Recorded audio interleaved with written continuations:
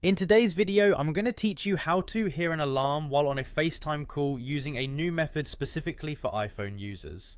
This is a great little trick for those moments when you're chatting away and need to make sure you don't miss an important alarm. Let's dive right in and break this down step by step. First off, it's pivotal to ensure your alarm isn't unintentionally silenced by your iPhone's settings. Let's tackle the most common culprit, the Do Not Disturb mode. This is a feature designed to silence disruptions when you need peace, but it can inadvertently mute essential notifications, including alarms. We need to make sure this is switched off. To do this, head over to your settings. From there, locate the focus menu and tap on Do Not Disturb. Make sure it's turned off. This simple step ensures your phone is receptive to notifications and alarms while you're on a call.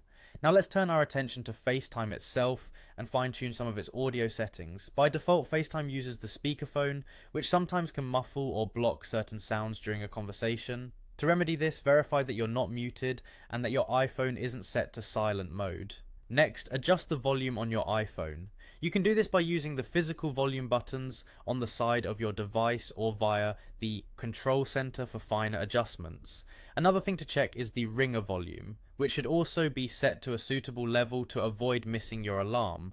Moving along, another handy tip is to use the speaker during your FaceTime call. While on the call, locate the audio button, usually displayed as a small speaker icon, and tap it. This feature allows you to switch from using Bluetooth or a headset to the speaker mode.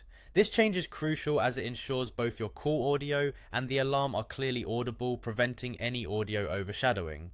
Finally, let's make sure that the alarm volume itself is up to par.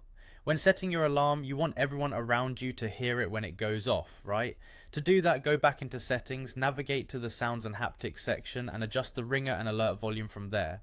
Ensure it's loud enough for the alarm to break through any ongoing conversation or background noise. By following these steps, you'll set yourself up to receive that crucial alarm without any hitch while enjoying your FaceTime conversations. It's a simple yet effective way to stay on top of your schedule without any interruptions. Thanks for joining me, and I hope these steps help keep your day organized and seamless.